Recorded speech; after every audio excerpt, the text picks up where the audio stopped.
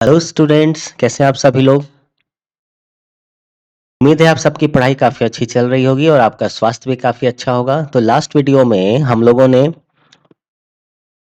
Letter sorry classification जो test है, classification test उसके कॉन्सेप्ट्स को समझा था और क्लासिफिकेशन टेस्ट से रिलेटेड ढेर सारे क्वेश्चंस हम लोगों ने सॉल्व किए थे। और इस वीडियो में हम लोग जो है कोडिंग डिकोडिंग टेस्ट के कॉन्सेप्ट को समझेंगे और इसके बहुत सारे एग्जाम्पल करेंगे। और अगले वीडियो में हम लोग कोडिंग और डिकोडिंग का क्वेश्चन जो है वो हम लोग सॉल्व करेंगे। तो चलिए देर ना करते हुए शुरू करते हैं आज का ये वीडियो। कोडिंग डिकोडिंग टेस्ट का कॉन्सेप्ट। मेरा नाम है सतीश कुमार और आप हैं आपके अपने चैनल कर प्रयास में। तो चलिए स्टूडेंट्स शुरू करते हैं। तो कोडिंग एंड डिकोडिंग टेस्ट में कॉन्सेप्ट क्या कहता है कि कोड्स आर सीक्रेट, सीक्रेट होना चाहिए है ना। ओके सीक्रेट है। Codes are secret messages which have to be deciphered और decoded.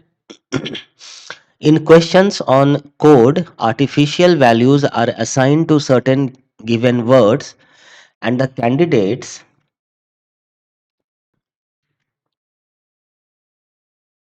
are required to find out the code for another given word. ठीक है।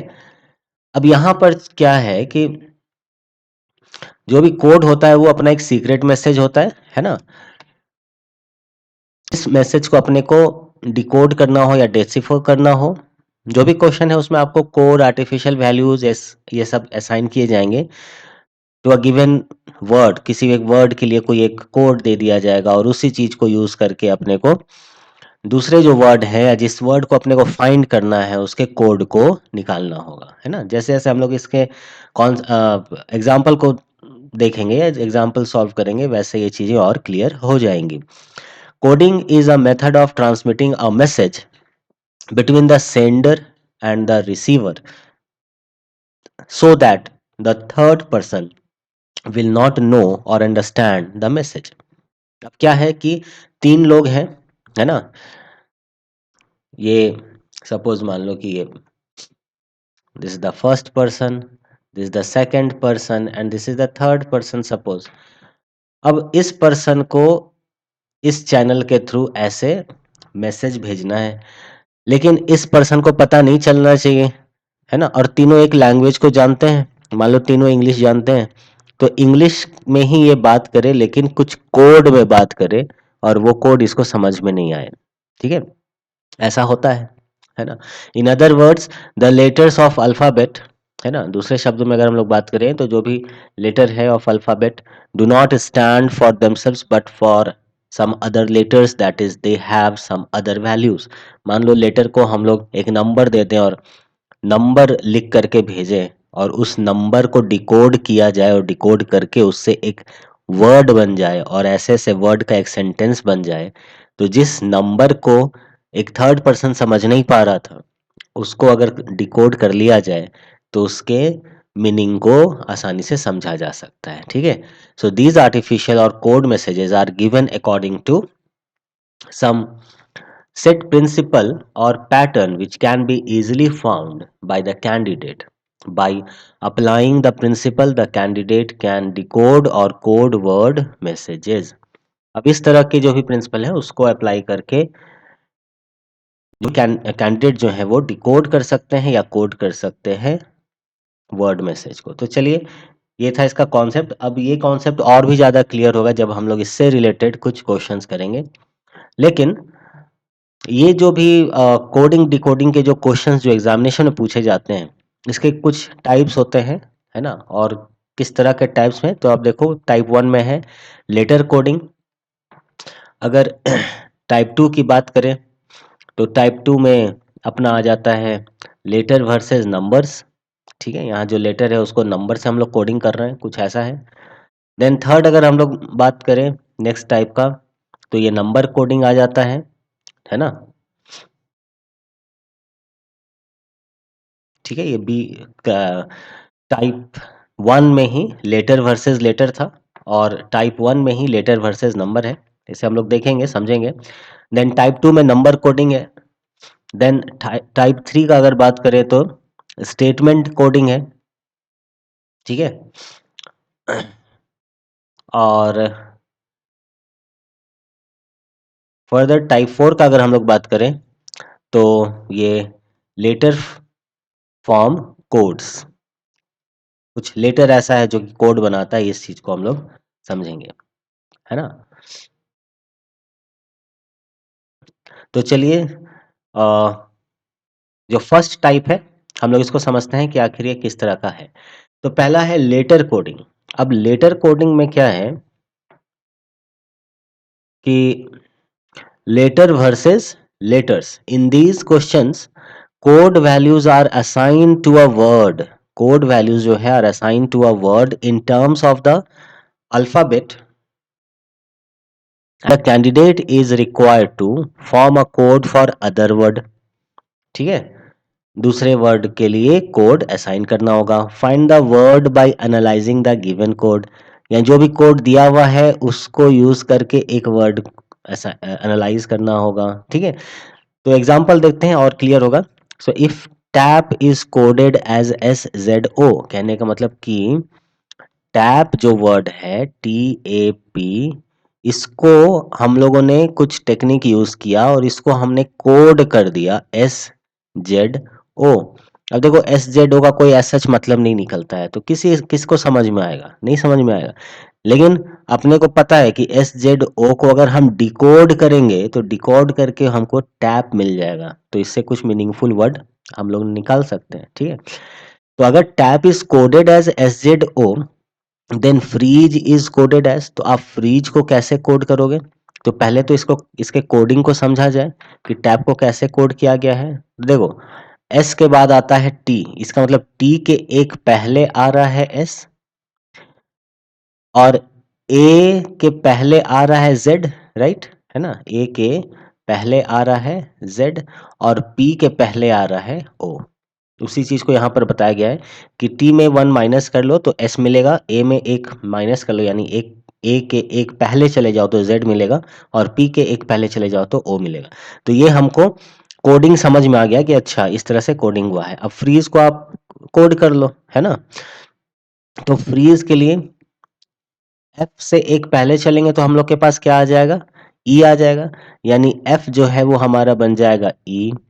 जो हमारा आर है वो बन जाएगा क्यू, क्योंकि आर के पहले क्या आता है, क्यू आता है। ई अगर बात करें तो ई के पहले क्या आता है, डी आता है, तो ये डी हो जाएगा तो ये भी डी हो जाएगा, ठीक है। So E Q D D. Z का अगर बात करें तो जेड के पहले क्या आता है, एक्स वाई जेड यानी वाई, है ना।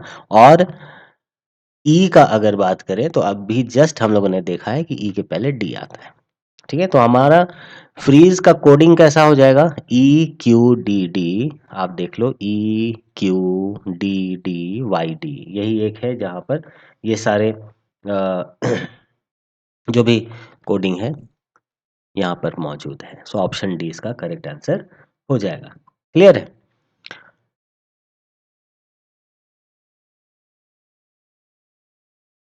समझ में आया?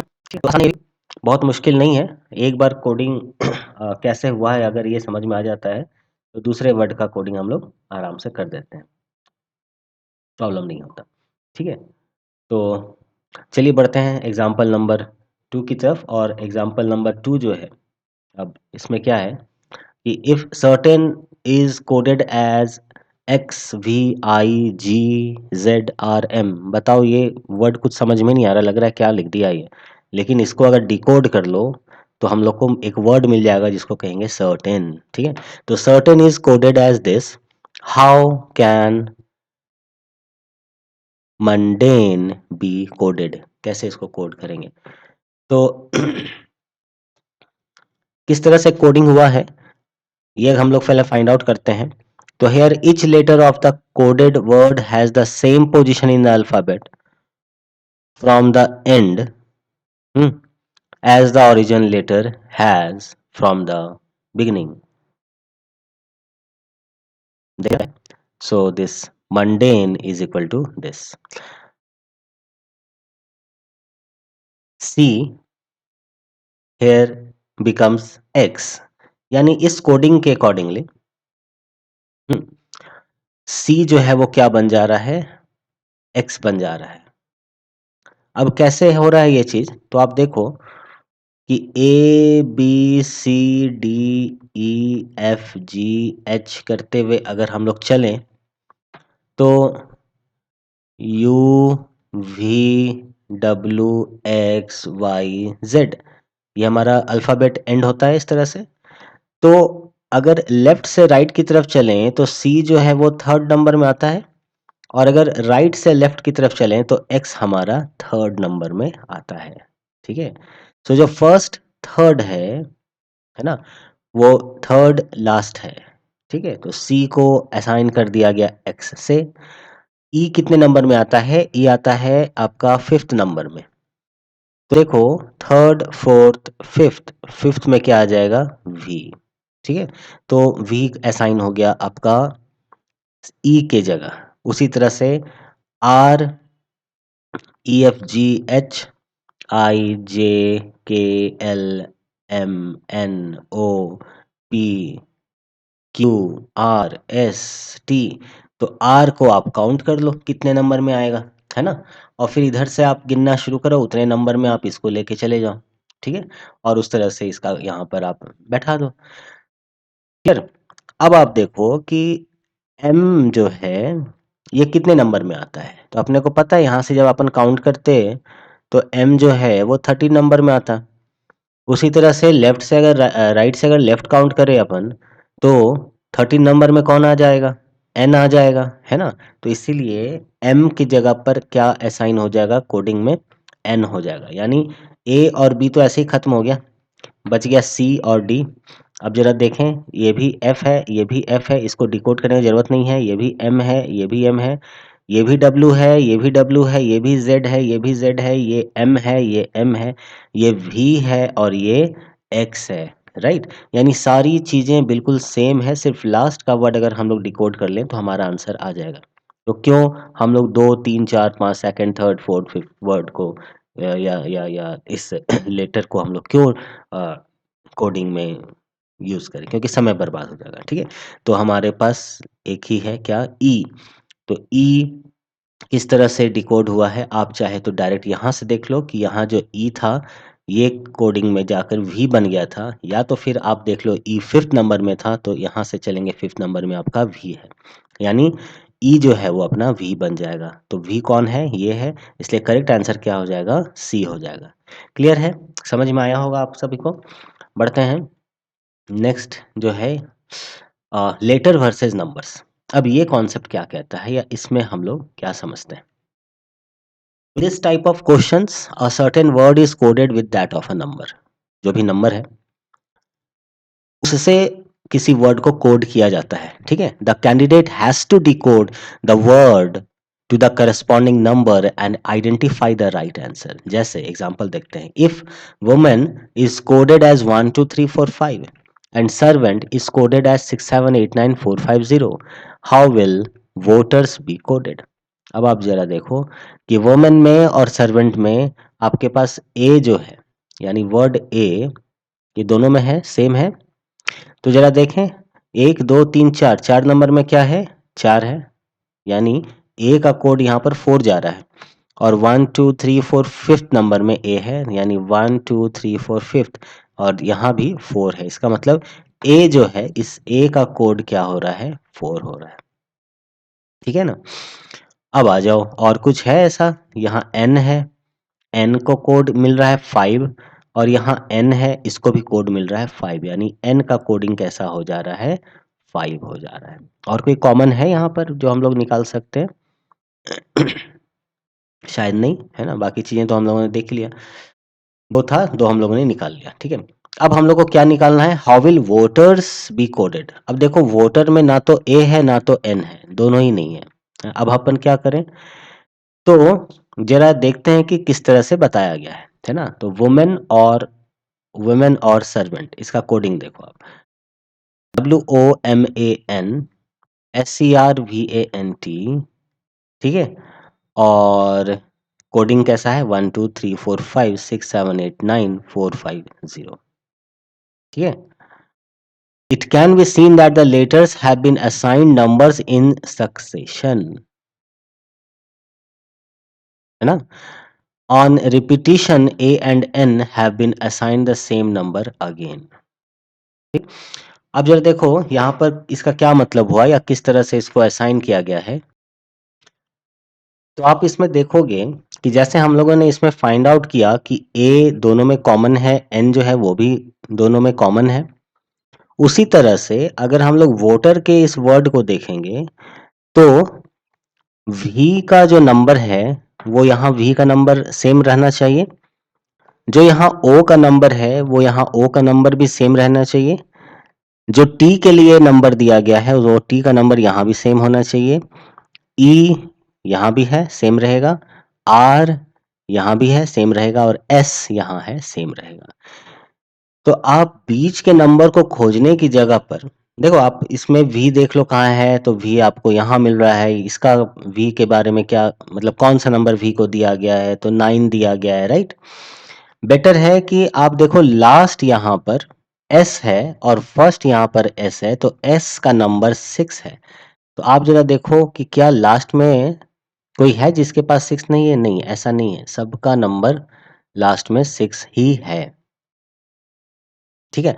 तो कौन सा ऐसा नंबर है जो इन सब में सेम नहीं है, अगर वो हम लोग जानने की कोशिश कर लें, है ना, तो थोड़ा वो मुश्किल है, लेकिन मतलब समय लग जाएगा, है ना।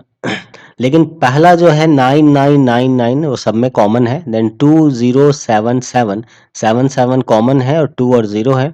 तो चलो हम लोग सेकंड यानी ओ का देख लेते हैं। ओ का हमारा क्या आ जाएगा, सेकंड नंबर में है और सेकंड नंबर का 2 है।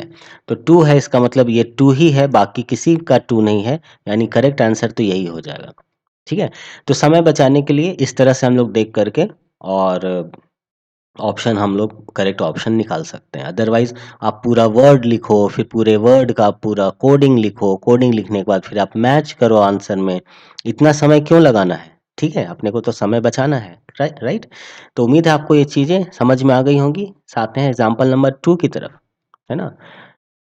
देखो इसमें ज्यादा कुछ नहीं था, फर्स्ट वाले में फिर से मैं समराइज कर देता हूँ कि जो भी कॉमन था वो कॉमन आपको यहाँ दिख रहा है कि ए के लिए 4 दोनों में यूज हुआ है, एन के लिए 5 दोनों में यूज हुआ है।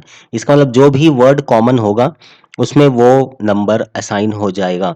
और इसी कारण से हम लोग वोटर को देख लिए कि ये जिस वर्ड का कोड निकालना है ये वर्ड इसमें है या नहीं है। अगर वर्ड इसमें है तो जस्ट इस वर्ड का क्या नंबर असाइन किया गया है, जैसे वी के लिए असाइन किया गया है 9, आप जस्ट यहाँ से पिकअप कर लो और वैसा ही नंबरिंग आप बैठा लो, आपको ये कोडिंग मिल जाएगा। क्लियर। बढ़ते हैं नेक्स्ट एग्जांपल नंबर 2 की तरफ। इफ लिंजर is 1 2 3 4 5 6 1 2 3 4 5 6, okay, and force is 5 6 7 8 9, then Pierce is, देखो लिंजर में ई है और ई को नंबर दिया गया है 5, है ना। उसी तरह से फोर्स में ई है लेकिन ई को नंबर दिया गया है भाई 9। बताओ मैच कर रहा है क्या, तो मैच यहां पर नहीं कर रहा है। अब आ जाओ आर। आर यहां भी है जिसको नंबर दिया गया है 6, और आर यहां भी है थर्ड नंबर में जिसको नंबर दिया गया है 7। अब ये कैसे है, ई नंबर मिल रहा है 5 और ई को नंबर मिल जा रहा है 9। आर को नंबर मिल रहा है,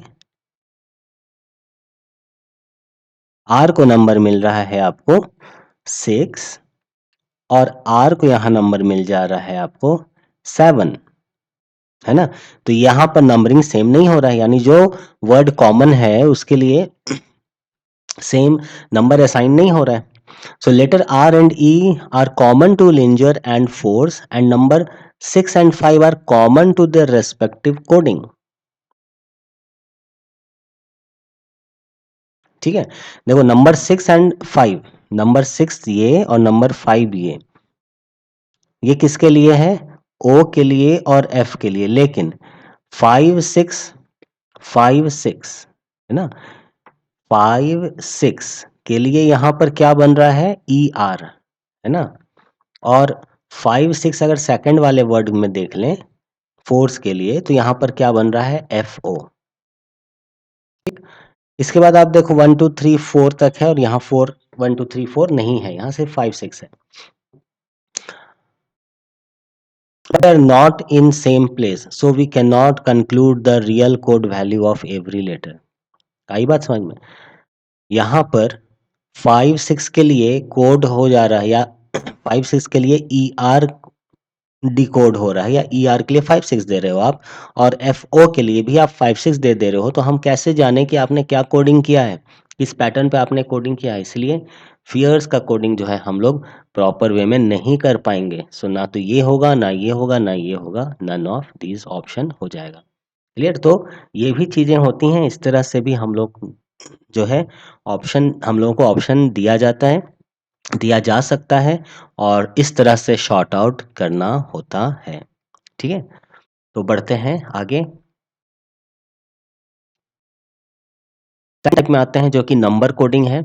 अब यहाँ पर या इस टाइप में क्या है कि in this type of problems either numerical values are assign to a word, किसी भी वर्ड में कोई एक न्यूमेरिकल वैल्यू असाइन कर दिया जाता है, और alphabetical code values are assign to a number. अब जैसे देखो आप, if Arul is coded as 52, then Beena will be coded as, कहा जा रहा है कि अरुल को अगर 52 दिया जा रहा है कोड में, और बीना को जो है कोड दिया जाएगा क्या, इसके अकॉर्डिंगली क्या क्या कोडिंग होगा, ये पूछा जा रहा है। अब यहाँ पर देखो, this is a more complicated one, है ना। आप बोलोगे कि सर यहाँ तो A R U L 4 alphabetical ये लेटर हैं, और यहाँ तो सिर्फ 5 और 2 दो ही ये नंबर हैं, ऐसे कैसे हो गया? ठीक है, तो ये कॉम्प्लिकेटेड है थोड़ा, है ना, लेकिन मुश्किल नहीं है। देखो कैसे किया जाता है, the number of codes are not equal to the number of letter of the given word. और जब भी ऐसा हो जाए, वैसे ही तुरंत आप अपने दिमाग में ले आओ कि there are some kinds of manipulation with the positional value of the letters involved, we can get a code 52 by adding the alphabetical position values of the letter involved in the word। since a is the first letter in the alphabet, इसलिए a का value हमने 1 किया। उसी तरह से are का value अगर आप काउंट करोगे from left to right, right, ठीक है, राइट से लेफ्ट नहीं बल्कि left to right, left to right, हम लोग को ए टू जेड काउंट करना है, ना कि जेड से ए की तरफ हम लोग को काउंट करना है। ये काउंटिंग नहीं करना है, ये काउंटिंग करना है। ठीक है, तो अगर ऐसा करते हैं तो, और आपको याद होगा कि हम लोगों ने पहले इस चीज को पढ़ा है ना, आपके अल्फाबेट टेस्ट के जो कॉन्सेप्ट्स थे, है ना, उस अल्फाबेट टेस्ट के कॉन्सेप्ट में हम लोगों ने एक फॉर्मूला पढ़ा था, एंड दैट फॉर्मूला इज ई जो टी टी वाई। ठीक है, क्या था? 5th 10th 15 then 20 and then 25। तो अगर आपको ये याद है तो आपको फ्रॉम लेफ्ट टू राइट, है ना, लेफ्ट टू राइट, जब हम लोग मूव करते हैं अल्फाबेट में तब। ठीक है, और ये आपको मिल जाएगा, ये कॉन्सेप्ट काफी अच्छे से हम लोगों ने डिस्कस किया था, ये आपको मिल जाएगा वीडियो नंबर 6 में। जो 6th वीडियो है उसमें आपको ये कॉन्सेप्ट मिल जाएगा, जहां हम लोगों ने काफी अच्छे से इसको डिस्कस किया था कि लेफ्ट टू राइट जाएंगे तो क्या कॉन्सेप्ट लगाएंगे, ई ज्योति के बारे में बात किया था, और राइट टू लेफ्ट अगर जाएंगे तो एक और कोड था जिसके बारे में हम लोगों ने बात किया था, और वो था हम लोगों का क्या, Bangalore queen, Bangalore queen very beautiful. ठीक है, BGLQV, ये from from right to left. ठीक है, उसका ये फॉर्मूला था, ठीक है, जिसमें ये 5, ये 5th लेटर आता है, ये 10th आता है, ये 15th आता है, ये आपका 20 आता है और बी जो है वो 25th आता है ना? तो अगर ये आपको पता है तो आप जान जाओगे कि ए जो है वो फर्स्ट में है। उसी तरह से आर अगर आपको जानना है तो MNOPQR यानी ओ और टी के बीच में है, तो आप यहाँ पर लिख लो OPQRS और ओ है आपका क्या 15 नंबर में, तो ये 15 हो गया, 16 हो गया, 17 हो गया, आर क्या हो जाएगा 18 हो जाएगा, तो आर 18 हो गया। उसी तरह से U21 हो गया, L12 हो गया। अब इन सब को अपन को क्या करना है, ऐड करना है, 1 + 18 + 21 + 12, तो ये हम लोग को क्या दे देगा 52 दे देगा। तो ये 52 जब आ गया तो इसको ऐड करने से ये 52 बना है। उसी तरह से BINA बीना को अगर हम लोग ऐड करेंगे नंबर असाइन करके, तो बी के लिए 2, आई के लिए 9, एन के लिए 14, ए के लिए 1, ऐड करेंगे 26 बनेगा और करेक्ट आंसर हम लोग का क्या हो जाएगा 26। क्लियर? तो ये कहलाता है नंबर कोडिंग। नेक्स्ट बढ़ते हैं हम लोग, ये है स्टेटमेंट कोडिंग। अब देखो स्टेटमेंट कोडिंग में क्या है, in this type of question 3 और 4 messages are given in a code language. 3 और 4 मैसेज जो है वो दिया रहेगा एक कोड लैंग्वेज में, and candidates are asked to decode such particular word, to decipher such codes 2 messages having a common word are taken up. देखो यही इसका मेन है कि जो 2 मैसेज आपको दिया रहेगा उसमें जो कॉमन वर्ड है, उस कॉमन वर्ड के लिए क्या कोड हुआ है वो आपको बस पिक कर लेना है, वो आपको उठा लेना है। The common code will tell that word, जो भी कॉमन कोड है वही उस वर्ड के बारे में भी बतलाएगा। Considering all the possible combinations of to the entire message can be coded, है ना? जैसे एग्जांपल देखो, in a certain code ADG means boys are intelligent. ध्यान देना ADG 3 यहाँ पर ये हैं अल्फाबेटिकल वर्ड हैं, लेटर हैं, और यहाँ पर देखो बॉयज एक, आर दूसरा और इंटेलिजेंट तीसरा। तो आप ऐसा बोल सकते हो क्या कि बॉयज के लिए ए है, आर के लिए डी है, इंटेलिजेंट के लिए जी है ना? लेकिन रुक जाओ, अभी नहीं, आगे देखो। GAM गैम मीन्स सेलेक्ट इंटेलिजेंट बॉयज। अब देखो बॉयज यहाँ भी है, बॉयज यहाँ भी है ना? आर यहाँ है, यहाँ नहीं है, लेकिन इंटेलिजेंट यहाँ है, इंटेलिजेंट यहाँ भी है, ठीक है? तो इन दोनों में बॉयज और इंटेलिजेंट कॉमन है। क्या कॉमन है? बॉयज और इंटेलिजेंट कॉमन है, यहाँ भी है और बॉयज और इंटेलिजेंट यहाँ भी है। देखो ADG, ए और ए कॉमन है, जी और जी कॉमन है। इसका मतलब ए और जी इन दो में से कोई एक बॉय के लिए कोड कर रहा है और कोई एक इंटेलिजेंट के लिए कोड कर रहा है। लेकिन अभी हम लोग ये नहीं कह सकते क्योंकि ए में आया है यहाँ बॉयज, लेकिन ए में सेकंड नंबर में आया है इंटेलिजेंट, ठीक है?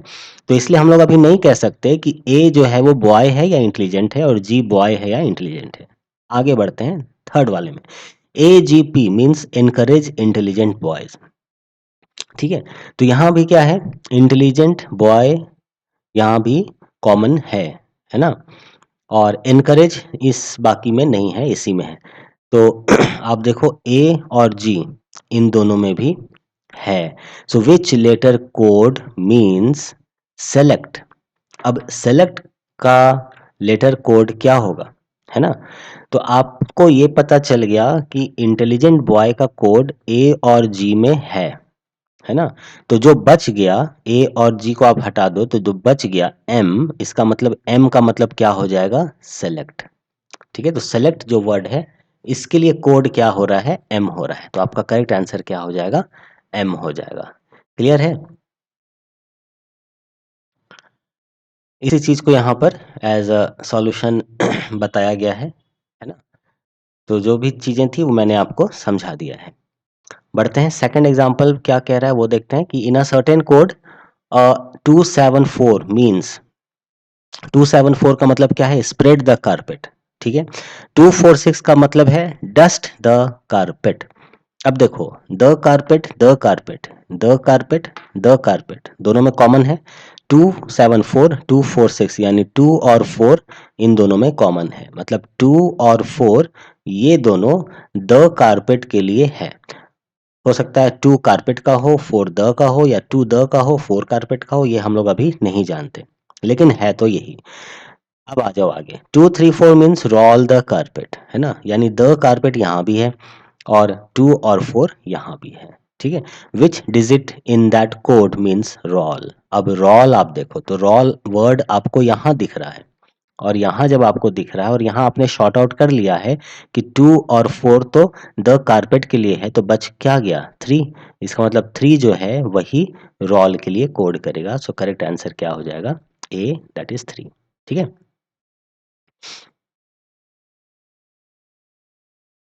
यहाँ पर ये थोड़ा सा मिस्टेक कर दिया है ना। रिमेनिंग नंबर 3 इन सी, सी में नहीं है ये किस में है, ए में है, ठीक है। Obviously the remaining number 3 in C, okay okay okay, ये नहीं कह रहा है, रियली वेरी सॉरी। सी में जो 3 है ये रोल का मतलब हो रहा है या उसके लिए ये बताया जा रहा है, ऐसा ये कह रहा है, ठीक। तो करेक्ट आंसर क्या हो जाएगा, ए है, दैट इज 3, ठीक है ना। बढ़ते हैं, अगला टाइप का क्वेश्चन क्या आता है वो देखते हैं। तो लेटर फॉर्म कोड्स, अब ये बड़ा इंपॉर्टेंट है। In this type of question, in this type of questions letter form codes क्या है, in this type of questions 2 columns are given, देखो कॉलम 1 और column 2, words given in capital letter in column 1, written in a code language in column 2, यानी column 1 में जो capital letter में जो word दिए हुए हैं इसका कोड दिया हुआ है कॉलम 2 में with the help of small letters.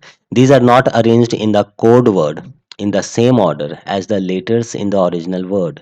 जैसे C है, A है, M है, E है, लेकिन ऐसा नहीं कि स्मॉल में C स्मॉल में A लिख दिया, ऐसा नहीं है, ठीक है। स्टडी द कॉलम्स केयरफुली, जो भी कॉलम है उसको आप काफ़ी केयरफुली इसको रीड करो, स्टडी करो, and find out the code standing for the original word. अब देखो कैसे इसको हम लोग सॉल्व करते हैं। There are 2 columns in the left hand side column capital letter are given, यहाँ जो दिया हुआ है आपको नजर आ रहा होगा। In the right hand column small letters जो यहाँ दिख रहा है वो आपको नजर आ रहा है, which are codes of the capital letter. अब ये सब क्या है, इस कैपिटल लेटर का ये कोड है। Are given in a jumbled form, एक जम्बल्ड फॉर्म में दिया हुआ है। You are required to pick out the code letter for the underlined capital letters, मतलब जो भी कैपिटल लेटर जो अंडरलाइन किया हुआ है, जैसे यहाँ पर देखो ए अंडरलाइन किया हुआ है ना, जैसे यहाँ देखो एन अंडरलाइन किया है, ओ अंडरलाइन किया है, यू अंडरलाइन किया है और बी अंडरलाइन किया हुआ है। तो इनके लिए अपने को कोड इसमें से निकालना है कि क्या होगा, कौन सा होगा, ठीक है। तो for this type of question you have to follow twofold strategy. हम लोग को क्या फॉलो करना होगा, टू फोल्ड स्ट्रैटेजी फॉलो करना होगा। सबसे पहला, see the frequency of particular letter, एक पर्टिकुलर लेटर का कितना फ्रीक्वेंसी है वो पहले आप देख लो, अच्छी बात है। उसके बाद compare one with another word, अब एक को दूसरे के साथ आप कंपेयर कर लो। जैसे एज द वर्ड बून, अब यहाँ पर देखो BOON, ये जो बून है ना, कंसिस्ट ऑफ 2 O, इसमें 2 O है, एक O ये है, एक O ये है, and code for consist of 2 O and code for boon is, अब इसका अगर कोड आप देखो तो इसके सीधे में कोड क्या है, इसके सीधे में कोड ये है, दिस इज PCPO, है ना। तो देखो P भी 2 बार रिपीट हो रहा है, ठीक है, where P is repeated twice, है ना, सो वन कैन इजिली से क्या कि P is the code for O। आप कह सकते हो ना कि O अगर 2 बार रिपीट हुआ है जी, तो आपने यहाँ भी P को 2 बार रिपीट कर दिया है, तो इसका मतलब मुझे ये लगता है कि O का जो कोड है वो स्मॉल p है, ये तो हम लोग बोल सकते हैं, क्लियर। उसी तरह से आगे देखो, नाउ कंपेयर केम, ये वाला first CAME came and fan FAIN। अब यहाँ पर केम में कोई रिपीटेड वर्ड नहीं है, फेम FAIN, फेन में कोई रिपीटेड वर्ड नहीं है, लेकिन जब इन दोनों को कंपेयर करोगे तो आपको ये पता चलेगा कि इन दोनों के लिए ए जो है ना वो कॉमन है, ठीक है। उसी तरह से यहाँ पर देखो, इसके लिए जो कोड बना है NBFD और इसके लिए बना है BJGO, तो ये जो B है और ये जो बी है इन दोनों में क्या है, कॉमन है। बाकी सब अलग अलग है क्योंकि सारे वर्ड डिफरेंट हैं यहाँ पर, CFMIEN, लेकिन ए जो है वही कॉमन है और बी कॉमन है। इसका मतलब कैपिटल ए के लिए जो कोड बन रहा है वो क्या बन रहा है, वो बी बन रहा है। सो आपको समझ में आ रहा है स्टूडेंट, ये मजेदार है ना, किस तरह से कोड हम लोग फाइंड आउट करते हैं। बड़ा मजेदार है, थोड़ा सा कॉन्सेप्चुअल चीज है और इसके टाइप्स बहुत अलग ज़्यादा हैं, इसलिए वीडियो थोड़ा लंबा ज़रूर हो जाएगा, लेकिन आप फास्ट फॉरवर्ड में इसको करके देखना, ठीक है। 2x के स्पीड में आप लगा करके इसको आप देखना, नॉट दिस वन है ना, 2x के स्पीड में आप लगा करके इसको देखना, तो आपको ये और मज़ेदार लगेगा और आपको चीज़ें सब समझ में भी आएंगी और आपका समय भी बचेगा, ठीक है। तो समझ में आ रहा है, पहले तो हम वो उसको निकालें जहाँ पर वर्ड आपस में रिपीट हो रहा है और उससे हम कोड को कंपेयर कर लें, तो हमें पता चल जाएगा। दूसरा, कोई भी दो जो डिफरेंट डिफरेंट वर्ड है उसको हम लोग पकड़ लें और उसमें से कोई कॉमन चीज अगर है तो उसको हम लोग फाइंड आउट कर लें। अब आप कहोगे कि सर OUST और DOUB, इसमें भी अगर हम लोग देखें तो O और O कॉमन मिल रहा है और U और U भी कॉमन मिल रहा है, ठीक है। बात बिल्कुल सही है, लेकिन आप देखो कि यहाँ पर V और V भी है और P और P भी है, ठीक है। तो आप कैसे बताओगे कि O के लिए कौन सा है और U के लिए कौन सा है? तब आपके पास एक तरीका ये है कि O के लिए P आप ऑलरेडी निकाल चुके हो, ठीक है।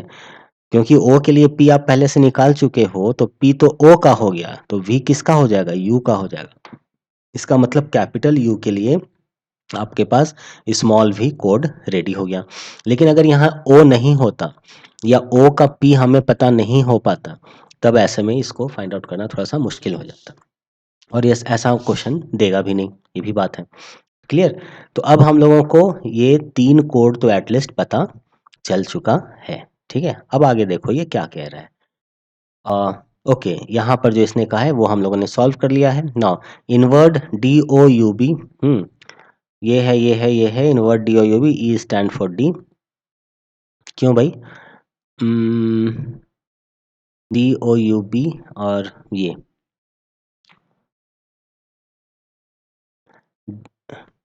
Invert DOUB, the letter D does not appear in any other given word। अब आप देखो कि DOUB में D जो है वो कहीं और नहीं है, कहीं भी नहीं है।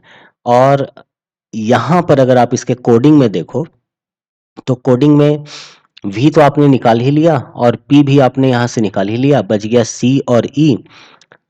लेकिन C जो है वो यहाँ भी है, इसका मतलब है ई को अगर देखो तो ई का कोडिंग कहीं भी नहीं दिख रहा है। इसका मतलब ये है कि जो डी है, इस डी का कोडिंग क्या हो जाएगा, ई। और बच गया क्या, बी, तो बी का कोडिंग हो जाएगा सी, ठीक है। यहाँ लिख लेते हैं, इस बी का कोडिंग हो जाएगा स्मॉल सी, ठीक है। इसी तरह से सारा डिकोड हम लोग कर लिए या कोड हम लोग पहचान लिए क्या है ना। So invert boon B is coded as C, O is coded as P, thus N will be coded as O. Hence the codes are P for A, O for N, P for O, V for U and C for P, है ना। यही चीजें थी, इस तरह से हम लोग इसको फाइंड आउट करते हैं। Sometimes the codes are jumbled up in themselves and in their order, that is jumbled up in horizontal and vertical order। जैसे सेकंड एग्जांपल देखो, ये तो थोड़ा सा इजी था, ए वाला जो था ये, ठीक है। अब सेकंड वाला थोड़ा सा मुश्किल है, लेकिन ये भी बहुत मुश्किल नहीं है। जैसे सेकंड वाले को देखते हैं हम लोग कि below in column 1 are given some words and in column 2 are given their equivalents in some code language.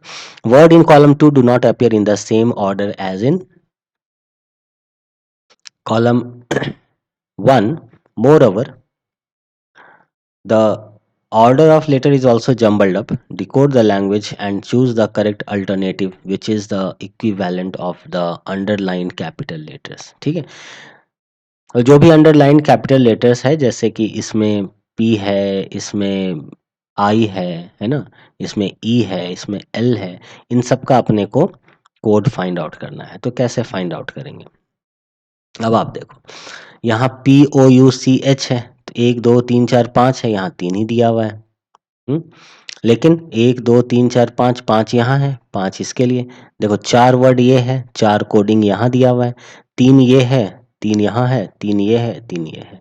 तो इसका मतलब है कि इसके लिए ये जाना चाहिए, इसके लिए ये जाना चाहिए, इसके लिए हमारा ये जाना चाहिए, दिस वन, और इसके लिए हमारा ये जाना चाहिए। ऐसा कुछ होना चाहिए, ठीक है?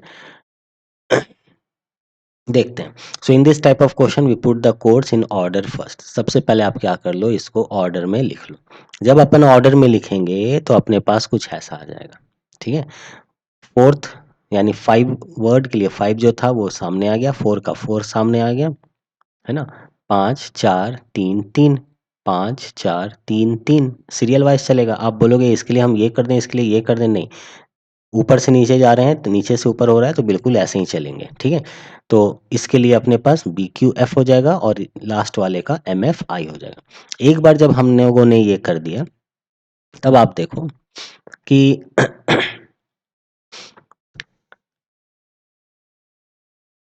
इन दोनों में P और P कॉमन है, बाकी OUCHAIC और चीजें कॉमन तो नहीं है, सब अलग ही है ना? P और P जो है वो कॉमन है।